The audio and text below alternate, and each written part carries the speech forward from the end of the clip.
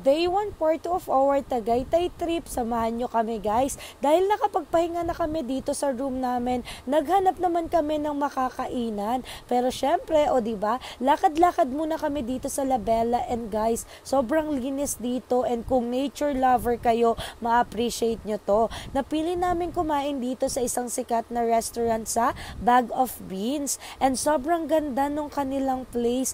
And napaka-classy. Dahil nga merienda time, naisipan namin ni Jerome mag-order ng pizza. Dahil nga sinisipon ako, hindi ako nag-order ng drinks. Kaya naman siya na lang yung nag-order ng avocado drink na sobrang na-satisfied siya. And pati pizza nila guys, sobrang sarap.